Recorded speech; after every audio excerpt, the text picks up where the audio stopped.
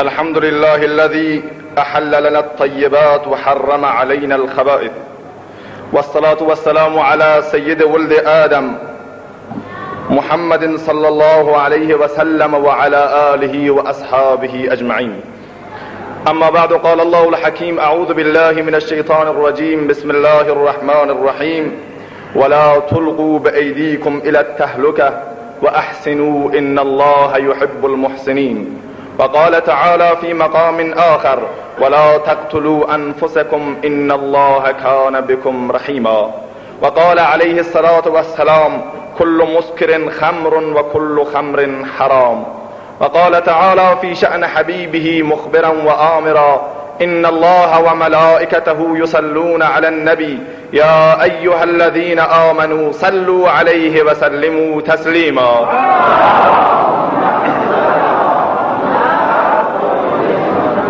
جوانی میدهد یاری به هر باب، جوانی را غنیمت دان و دریاب. جوانی منفعت بسیار دارد، جوانی قوت هر کار دارد. جوانی زهد و طاعت را دهد نور، که پیری را نباشد قوت و زور. جوانی را به طاعت صرف گردان، که طاعت در خورآید از جوانان. جوانی را به حضرت قدر ناب است، دعاهای جوانان مستجاب است. السلام علیکم و رحمت الله و برکاته. پروردگارا، ربا، کریما، قلوب همه ما را در این روز میمون و مبارک جمعه متوجه خودت بگردان و از تمامی رذائل و خصائل نامیمون پیراسته و آراسته بگردان و این محفل ایمانی ما را با نور قرآن عظیم الشأن هرچی بیشتر مزین بفرما. چند دقیقه‌ای که در خدمت حضار محترم و نمازگزاران ارجمند هستیم، پیرامون معضل خطرناک اعتیاد و رابطه اون با جوانان کلمات شکسته عرض خواهم کرد، به امید آن که الله ذوالجلال این معضل بزرگ اجتماعی و این ارمغان عظیم استکبار جهانی رو از میان جامعه ما هر چه زودتر بردارد.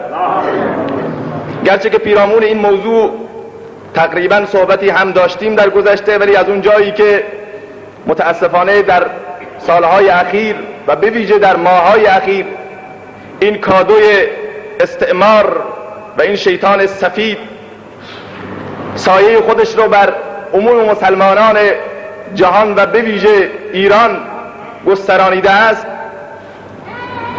این از یک زاویه و از طرف دیگر اصرار بیش از حد دوستان من رو بران داشته بار دیگر و جمعه دیگر و منبری دیگر پیرامون عوامل گسترش این ماده خطرناک و ضد بشری و زیانها و پیامدها و مشکلات و معضلات اعتیاد و مواد مخدر صحبت بکنم. دعا بکنید که پروردگار عالم به من توفیق گفتن و به همه من و شما توفیق عمل کردن عنایت بفرماید. سروران عزیز، از اون جایی که جوانان در مرحله بکر و حساسی از زندگی خودشان زندگی میکنن و در واقع جوانی به معنای فصل بهار عمر انسان و زندگی انسان است و فقط در این برهه و در این مقطع از زمان هست و دوران هست که انسان میتواند به توانایی ها و استعدادهای بالقوه خدایی بالندگی بده و در عرصه های مختلف بتونه استفاده بکنه. به همین جهت است که استعمارگران و دشمنان جوامع بشری و اسلامی همواره در تلاش و تکاپو هستند که نسل جوان، این نسل بسیار بزرگ و پویای اسلام و مسلمانان را فلج بکند و استعدادهای بالقوه اونها را در نطفه خفه نماید. به همین جهت پس از سالها برگزاری مجالس و کنفرانس ها و پارلمان ها و انجمن ها و رایزنی ها و تبادل نظرها به این نتیجه رسیدن که تنها روزنه‌ای که میتواند امت اسلامی را زیر سوال ببرد و پایه‌های مرکز اسلام را متزلزل بسازد و از اون روزنه بر وجهه اجتماعی اسلام و بر شرف و کیان مسلمانان بتازند، روزنه اعتیاد و پخش مواد مخدر است. لذا عزم خودشان را جزم کردند و با هم به این نتیجه رسیدند که امروز فرزندان خالد ابن ولید و فرزندان غیور عمر ابن خطاب و ابوبکر و عثمان و علی و طلحه و زبیر اگر بار دیگر سر برافراشند و حرکت بکنند و ندا و پرچم ملکوتی لا اله الا الله محمد رسول الله را بر کف بگیرد، بار دیگر صبح پیروزی بر پیشانی اونها بوسه خواهد داد و جهان کفر از ترس و وحشت اونها لرزیدن خواهد گرفت.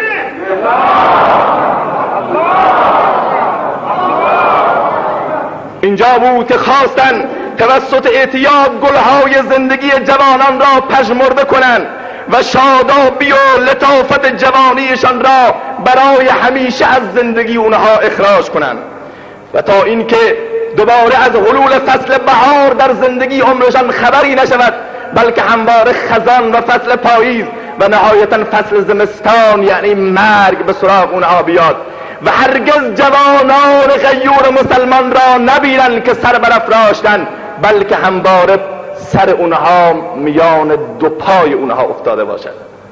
سروران عزیز، این یک واقعیتی است غیر قابل انکار. استعمار جهانی، آمریکای جنایتکار که بزرگترین مرکز و باند توزیع مواد مخدر در کشورهای اسلامی است، به ویژه ایران که پل ارتباطی بین آسیا و آمریکاست، خواست تا از این ناحیه جوانان اسلام رو از بین ببرد. اون ضربات محکمی که از جانب شیر مرد تاریخ عمر فاروق بر پیکر جامعه کفر اون زمان فرود آمد و بنیاد کفر لرزیدن گرفت و اون نعره‌های الله اکبری که خالد ابن ولید در کنار صدهای فولادین کفر و شرک و مجوسیت اون زمان سر میداد و تمامی صدهای اونها در هم میشکست، امروز میخوان از این طریق از ناحیه پخش مواد مخدر و اعتیاد اون انتقام خالد ابن ولید و شمشیرهای سر به فلک کشیده جوانان غیور و شاگردان رشید و مکتب محمد مصطفی را بگیرند.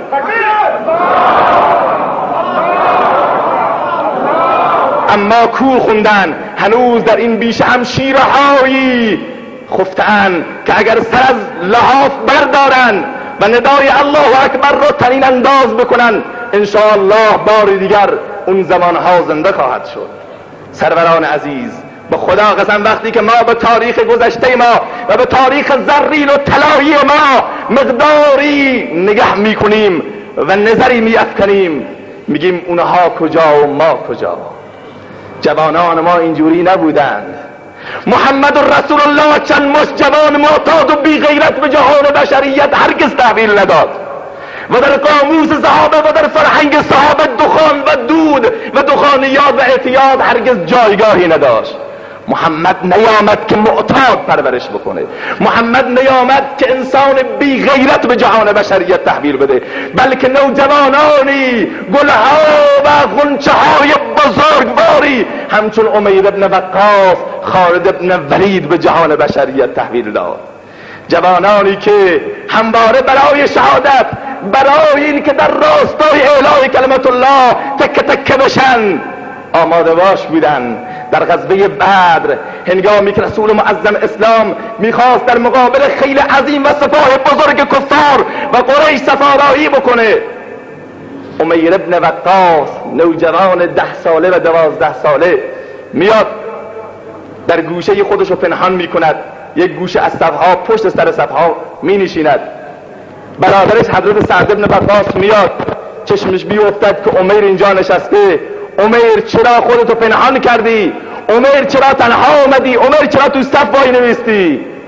گفت کاروان رسول معظم اسلام رو به جهاد است و می ترسم که من امیر را به خاطر کوچک سنم برگرداند. من می ترسم که محمد رسول الله به من اجازه شرکت در جهاد ندهد من عاشق شهادتم، من برای کشته شدن آمدم، من برای ریختن خونم برای اعلای کلمت الله آمدم. تو را خدا داداش خبر منو به محمد ندی، به رسول الله نگی که عمیر آمده برای جهاد. ممکنه از میان صف کارزار منو برگردونه و من تحمل ندارم. من عمیر آمدم برای جهاد، برای کشته شدن، نکنه رسول خدا منو برگردونه. در همین انجام بود که ناگهان چشمان نازنین رسول خدا به عمیر افتاد. ای عمیر چرا آمدی؟ ای عمیر کوچولو چرا آمدی؟ هنوز به سن تکلیف نرسیدی، هنوز به سنی نرسیدی که شمشیر به کف بگیری و در عرصه جهاد شرکت بکنی. گفت یا رسول الله، یا رسول الله فداک ابی و امی، پدر و مادرم فداک. یا رسول الله فدات بشم، تو خدا منو برنگردون، من آمدم کشته بشم، من آمدم قطع بشم، من آمدم تکه تکه بشم، من آمدم خدا رو فدای تو و فدای دین اسلام و فدای جوانان آینده امت اسلام بکنم. یا رسول الله منو برنگردون، بذار شرکت بکنم. وقتی بلند شد به خدا قسم شمشیر از خودش بزرگتر، اما شمشیر رو زمین کش بخوره. این نوجوان امت رسول الله است. آمریکا و اسرائیل از این جوانان ترس داره سروران عزیز. عقبه ابن نافع یکی دیگر از اونها، زمانی که حرکت کرد برای توسعه قلمروی اسلام و مسلمانان، فتوحات زیادی در تاریخ به نام این بزرگوار ثبته، آمد به اقیانوس اطلس رسید، اسبش زد به دریا، دو مرتبه برگشت گفت اللهم رب محمد لولا البحر لفتحت الدنیا فی سبیل اعلاء کلمتک اللهم فاشهد. خدایا پروردگارا، من برای گسترش کلمه لا اله الا الله آمده بودم، برای به احتجاج برآوردن پرچم اسلام بر تمام کره خاکی. پروردگارا اگر این دریا نمی بود و مانع من نمی شد، به خدا قسم تا تمام کره خاکی را فتح نمی کردم، به والله قسم لحظه‌ای نمی نشستم. سبحان الله. یاد ایامی که سیف روزگار، اقبال میگه وقتی تاریخ اینا رو میخونه، یاد ایامی که سیف روزگار با توانا دستی ما بود یار، تخم دین در کشت دلها کاشتیم، پرده از رخسار حق برداشتیم، کشت حق سیراب گشت از خون ما، حق پرستان جهان ممنون ما، عالم از ما صاحب تکبیر شد. اگر دنیا الله اکبر میگن و دنیا امنیت گذشته خودش رو به دست آورده، عالم از ما صاحب تکبیر شد، از گل ما کعبه ها تعمیر شد، اعتبار از لا اله داریم ما، هر دو عالم را نگه داریم ما، در دل حق سر مکنونیم ما، وارث موسی و هارونیم ما، گرچه رفت از دست ما تاج و نگین، گرچه از دست ما خالد ها رفت، گرچه از دست ما عمیر ها رفت، گرچه از دست ما جعفر طیار ها با دو تا دست قدشونش رفت، اگرچه از دست ما حمزه ها با جگر تکه تکه شده رفت،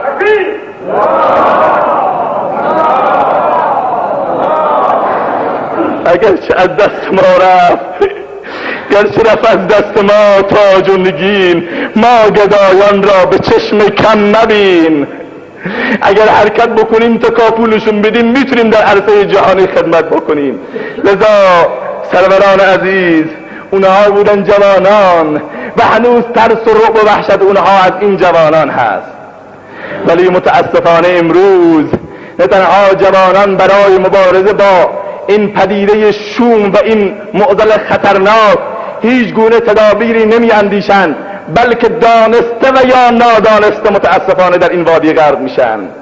برادران عزیز، من در این صحبت به صورت گذرا میخوام زمینه‌های عوامل و زمینه‌های گسترش این مواد شوم را در میان قشر جوان به ویژه که اونها فهمیدن چه کسانی را شکار بکنن. ما معتاد پیرمرد نداریم، به حدی متاسفانه این پدیده شوم گسترش پیدا کرده، علی رغم تبلیغات گسترده رسانه های گروهی و مطبوعات و کتب و سخنرانی ها برای مضرات و زیان ها و پیامدهای شوم این معضل خطرناک به حدی گسترش پیدا کرده است که سن اعتیاد امروز رسیده به 7 سال.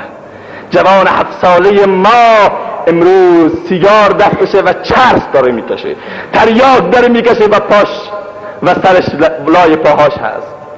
چرا؟ چه عواملی وجود داره؟ بیایم جلوگیری بکنیم این صدها رو، این روزنه ها رو و این سیلاب های ویرانگر تهاجم فرهنگی را باید بگیریم ببندیم، وگرنه هیچ خانواده ای از این سیلاب خطرناک در امان نخواهد ماند. صلوات قضایی را بفرمایید.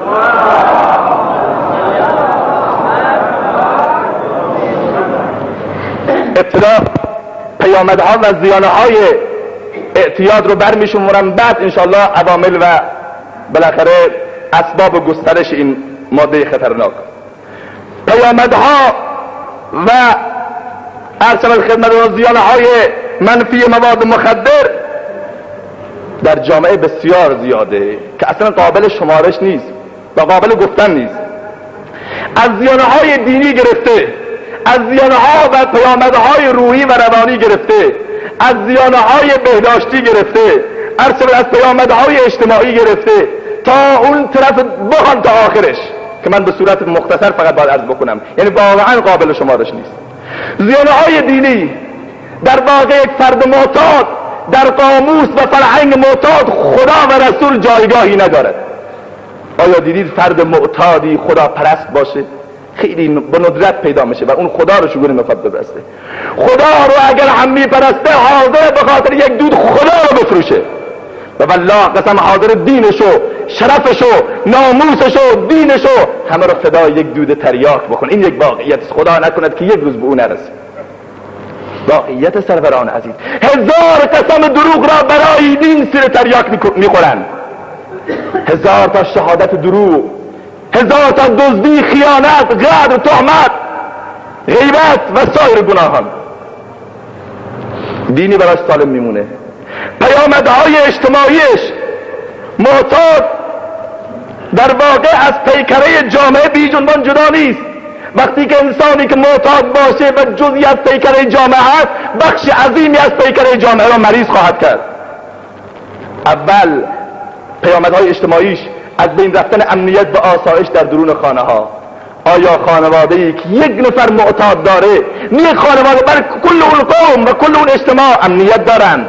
نه به خدا قسم، عزت دارن، آبرو دارن، عزت نفس دارن، غیرت دارن، سرشون میتونن جلوی مردم بالا بکنن. یک نفر کل جامعه رو بالاخره بی آبرو میکنه. این از امنیت خانوادگی، وجهه اجتماعی. دوم، حاکم شدن فقر و فلاکت در درون خانه ها.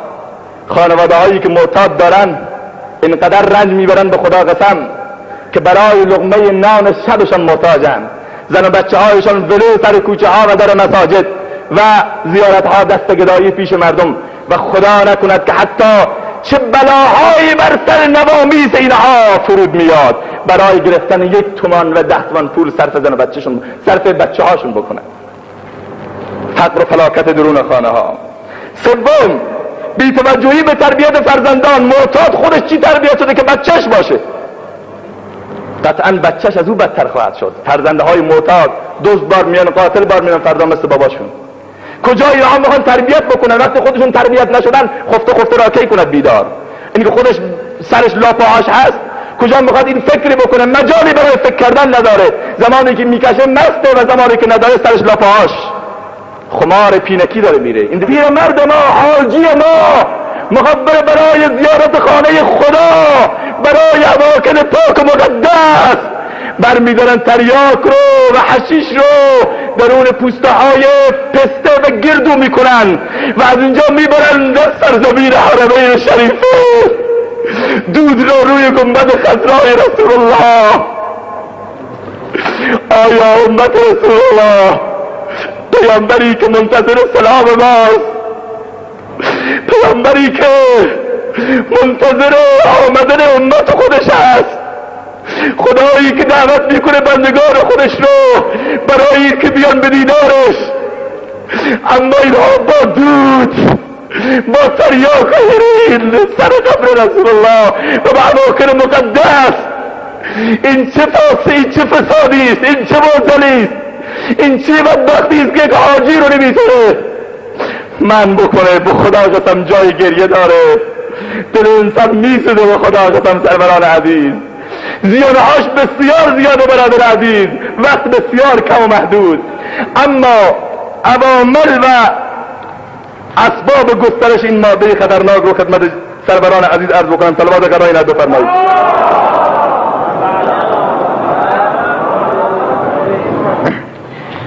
اولین عامل و اولین سبب ضعف دینی است، عدم ارتباط با خداست.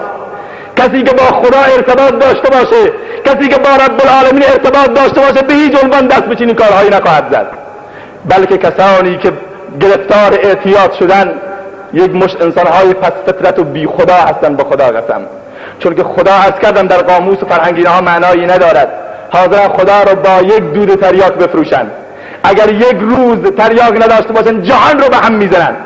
نماز و زکات پول از کجا برن؟ زکات بدن. تا اینکه برن زکات بدن همون پول رو تریاک میکنن. حج و فلان و حج هم اگه بکنن همین رو دیگه میره سر قبر رسول الله، دود تریاک به رسول خدا تحویل میدن. توف بر چنین حاجیانی. به خدا قسم نرن به حج. کجا میرن؟ قبر رسول الله رو آلوده نکنید. مؤمن و پیش کسان بستن نطاق، مؤمن و غداری و فقر و نفاق، با پشیدی دین و ملت را فروخ. هم متاع خانه و هم خانه سوخت، هم متاع خانه خدا و هم خود خانه خدا را سوختن این چنین افرادی. لذا اولین دلیلش اینه که انسان اینها از خدا بریدن، عدم ارتباط وثیق با خدا. از این راه دروغ میگن، دزدی میکنن، تهمت میزنن، هر عمل ناروا و خلاف شرع رو انجام میدن. وقت گذشته.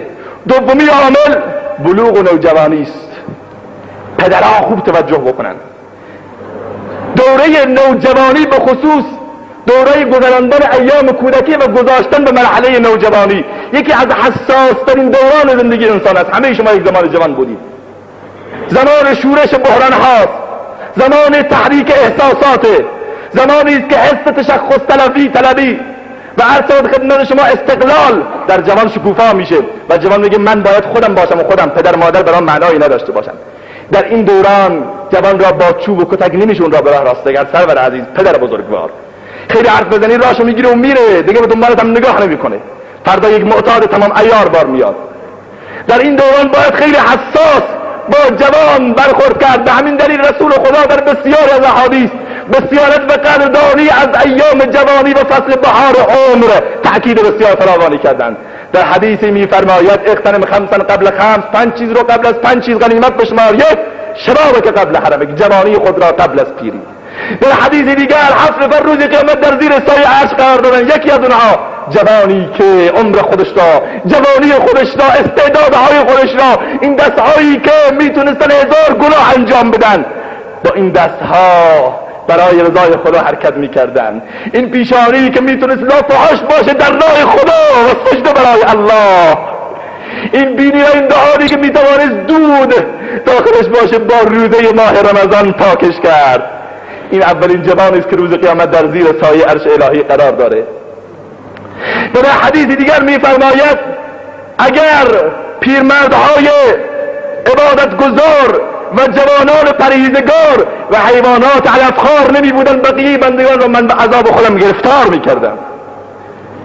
لذا وقتی پیامبر اینقدر به اوان جوانی و به این بره از زندگی حساسیت به خرج دادن، سروران عزیز، پدرها، اولیا، مربیان، معتمدین، ریش سفیدان، بزرگواران، نور چشمان و جوانان عزیز، خود شما به فکر بالندگی خودتون باشید، به فکر آرامش روحی و روانی خودتون باشید. نکنه با دستان خودتان آرامش را و آسایش را برای همیشه از زندگی خودتون بیرون نکنید. سوم، نابسامانی های زندگی، اختلافات خانوادگی، درگیری پدر و مادر. پدر و مادر به خاطر مقداری که برنجا شور شده یا خام شده دعواشون میفته و همین سبب میشه که فرزند دلبندشون از خانه زده بشه. اولا که اختلافات خانوادگی رو باید کم بکنیم و اگر احیانا پیش میاد جلوی بچه بروز ندن. دعوا و جنگ جلوی بچه، برو گم شو فلان بچو، 1000 تا فحش و فحاشی جلوی بچه واقعا عواقب خطرناکی در پی دارد. لذا اکثرا جوانان معتاد از خانواده‌هایی هستند که پدر و مادرشان متاسفانه فرهنگ اسلامی ندارند، از فرهنگ اسلامی کاملا بیگانه‌اند، درگیر سر و صدا چوب و چماق. خب بچه وحشت میکنه، من با دو تا پدر و مادر زندگی نمیکنم، بلکه با دو تا هیولا دارم زندگی میکنم. بر نخوره به شما سروران، از این یک واقعیته. و چهارمین عامل و سبب که به نظر من مهمترین عامله، رفیقان ناباب.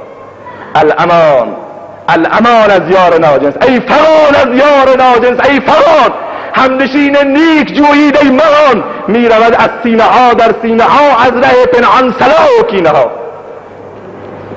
بله سروران عزیز، به خدا قسم همنشین اونقدر در وجود انسان تأثیر میگذاره که هیچ چیز اونقدر تأثیر ندارد. طبق تحقیقات به عمل آمده 60% موارد اعتیاد جوانانی بودن که توسط رفیقان ناباب به این مرحله وارد شدن. البته این نوشته 60%، من میگم 90%. چرا؟ چون که من دیدم و شنیدم و شما هم دیدید و شنیدید. چرا؟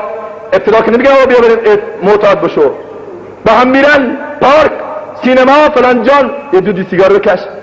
بابا نکشیدم من تا حالا نمیتونم. بابا پف کن به هوا، یه دودی عشق و حالی صفایی بکن، از این حالت در بیاری. خمودگی چیه؟ چه معنا داره؟ جوان سیگار نکشه، پف بزن. این جوان یک پف میزنه 5 دقیقه کامل سرفه میکنه با یک دودی سیگار، چون که نکشیده تا بار. مردم از بین رفتم. نه طبیعی میشه بابا، ناراحت نشو، چیزی نیست، هنوز که اولشه.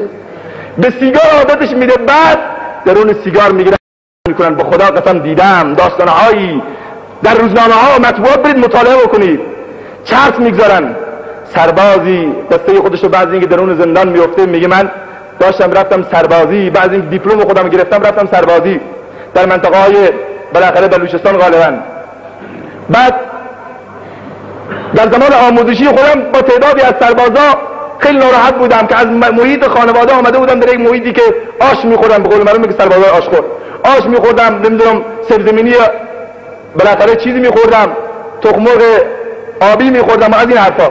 ناراحت بودم، گفتم مرخصی کردم با تعدادی از دوستام که برم بیرون. بعد اینها گرفته بودن مقداری چرت رو درون ارسالات خدمت سیگارها جاسازی کرده بودن، خودش میگه. بعد دادم بهم که بکشینو، گفتم من نکشیدم. گفت بکش بابا، این از نوعی بسیار خوبش هست. میگه من که کشیدم دیدم خیلی حالت خنده جوک بهم دست داد. ابتدا میگن نشابره، سرخوش میکنه انسان، راست میگن، اولش همجوریست. بعد میگه اینقدر خوشحال شدم، گفتن این از کجا آوردین اینو؟ گفتن که بله این مواد خارجیش هست و نوع خارجی هست و بسیار گرون هم هست. میگه هر روز هم موقعی که میشد میگفتم تو رو خدا بیا بریم، تا 3 روز میگه بهم دادن، روز سوم قطعش کردن. گفتم بابا اینجوری مجانی که نمیشه، بیا بریم پول بدید. بعد میگه زنگ زدم خانه، گفتم بابا 50,000 تومان پست کن، 50,000 تومان فرستاد. سر 10 روز 50,000 تومان دود شد به هوا. پول دود کردن به آسمان، آتش زدنه.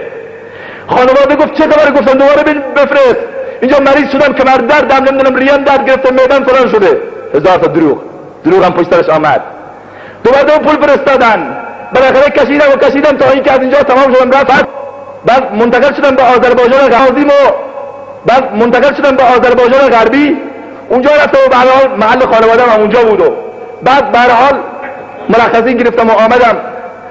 معتاد تمام عیار شده بودم. هر کس که میگفت چرا رنگت زرد شده، اول شادابی میاره، بعد دیگه رنگش زرد، چهره کبود، چشم‌ها در حلقه فرو رفته، یک انسان هیولایی تمام عیار.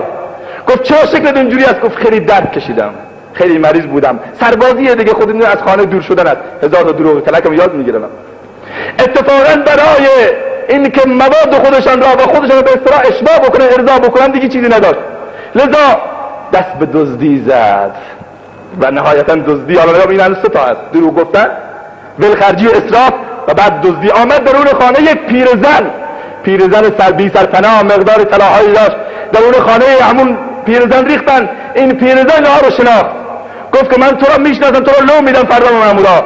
بلا فاصله چاقو رو از جیبش در آورد و این پیرزن بی سرپرست و تک و تنها رو با دستانش گرفت، گوشت و پوستش رو جدا کرد و کش و قاتل شد. نهایتا دستگیر کردن و الان داخل زندان این اعترافات را درون زندان کرده که به جوانان بگید گول رفیقا رو نخورن. هر کس سیگار بهش تعارف کرد دوستش ندونه، به خدا قسم گرگ هنگل جامه است.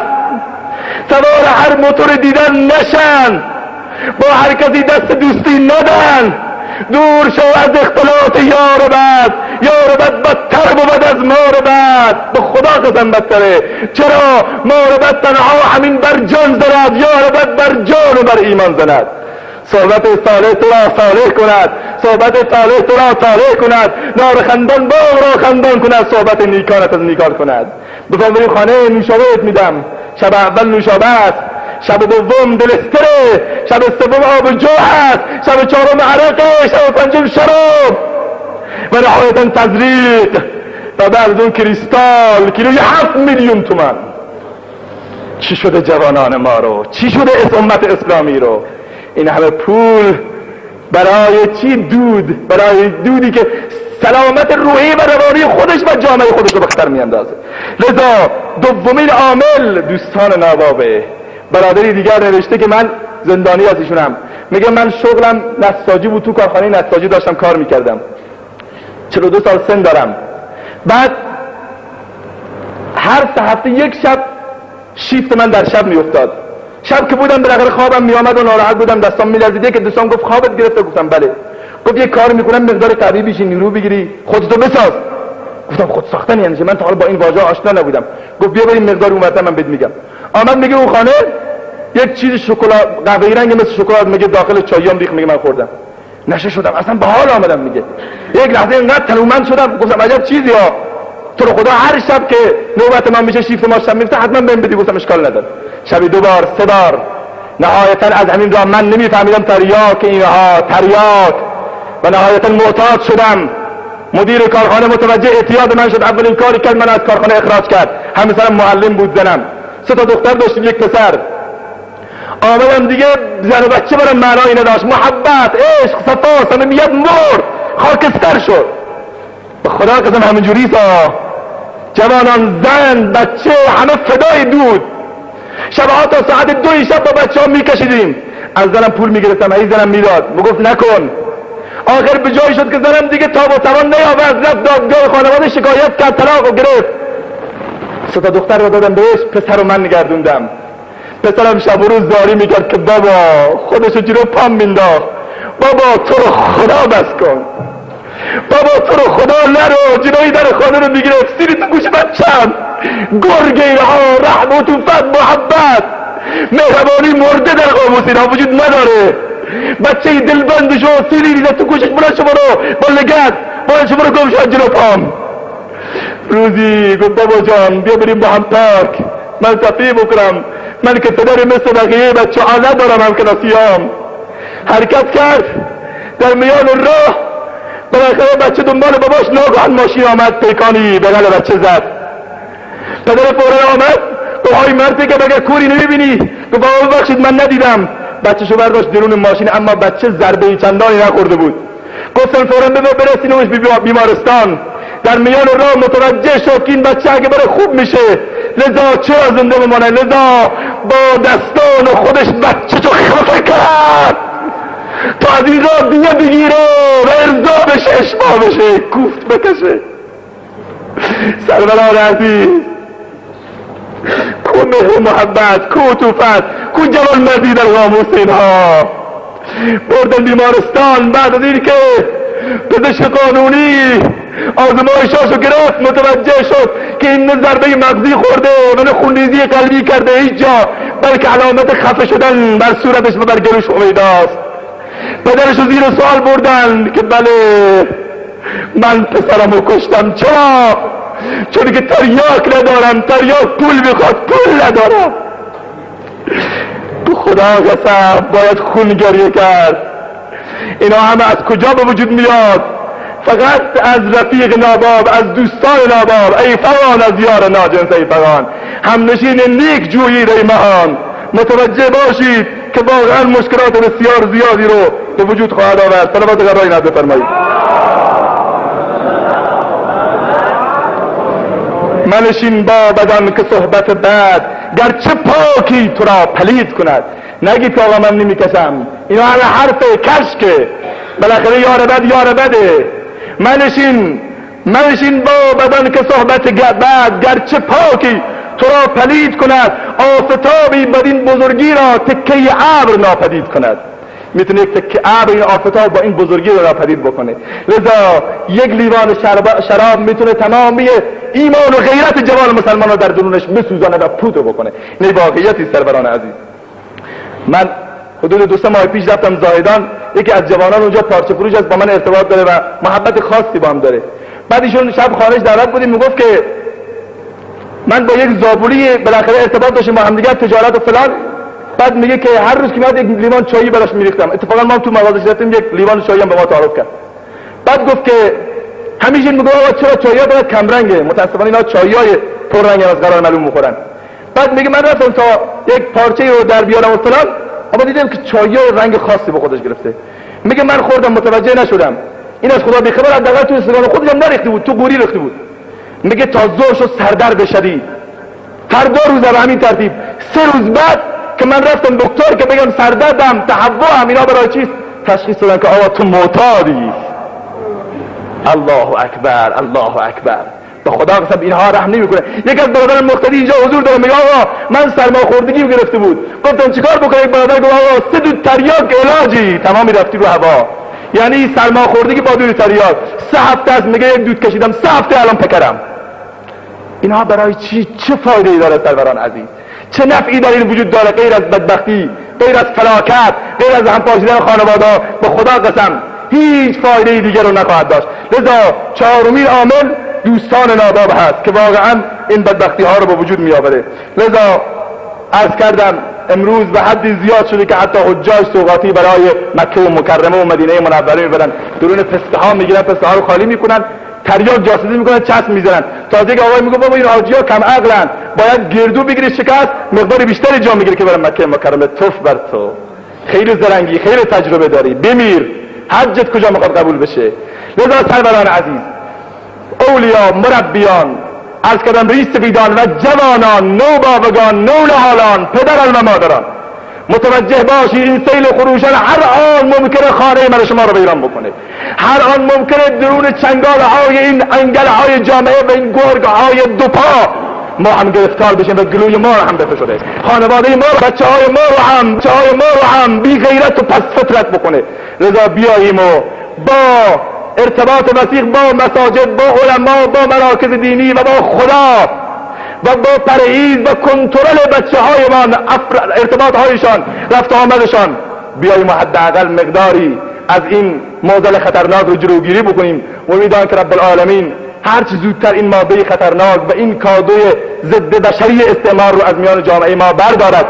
پروردگار عالم هر چه زودتر به معتادانی که متاسفانه به علل مختلف نفهمی بالاخره دست دادن درون دستهای ناباب، ای بسا ابلیس آدم روی هست، پس به هر دستی نشاید داد دست. لذا انشاءالله که رب العالمین به همه توفیق توبه نصوح عنایت بفرماید. متاسفانه این مشکل طوری است که توبه کردن ازش خیلی مشکله. من بارها جوانان دیدم که رفتیم برای اینکه برگردن توبه بکنن، توبه کردن به خدا قسم، ولی متاسفانه بعد از چند وقت دیدم باز هم سرشون تو پاهاشون هست. که خداوند متعال همه جوانان ما را حفاظت بفرماید، مادران و خواهران ما را حفاظت بفرماید، فرزندان ما را رب العالمین پناه خودش حفظ بفرماید. جوانان نکنه دودی سیگار به لبتون برسه که خلاص است. سیگار پله اول تریاک ها، دنبالش رفتی ها، نمیفهمی را. نوشته دیگر برای از کتاب نوشته دیگر برادر مواد مخدر، به خدا قسم 10-15 بیشتر داستان وجود داره که دختران از دانشگاه سوار کردن رفتن به این خاطر که نوشابه بدن بهشون یا شربت بدن، شراب دادن. و خدای نکرده معاذ الله عمل زشت زنا رو با دختر از معصوم مردم انجام دادن و سر کوچه پرتابشون کردن. بسیاری از افراد بودن که ناموس خودشان را به زنا وادار کردن تا اینکه تریاکشون رو به دست بیارن. این معضل پدر و مادر نمیشناسه، ناموس نمیشناسه، خدا وقتی نشناخت هیچ چیزی نمیشناسه. بمیدن که رب العالمین به همه توفیق بازگشت عنایت بفرماید. پروردگار همه معتادان رو از میان جامعه ما برداره به هر دلیلی که شده و خداوند متعال جوانان ما رو حفظ بفرماید. پدران انشاءالله بیشتر مواظبت بکنن و امیدوارم که همه سروران عزیز دست به دست یکدیگر بسیج بشن با نیروهای انتظامی و مسئولین محترم که حتما انشاءالله در این راستا هیچ گونه کوتاهی نیست و باید هنوز مسئولین به نظرم بیشتر در این راستا خرج بکنن، به خصوص نیروهای انتظامی اگر واقعا مستحکم باشن و نگذارن از مرزهای شرقی و غربی ما درون کشور اسلامی ما بشه، حتما راهگشا خواهد بود. اما متاسفانه کمکاری هست که خداوند متعال خودش همه این مسائل رو بردارد ان شاء الله. صلوات قدای نبی بفرمایید.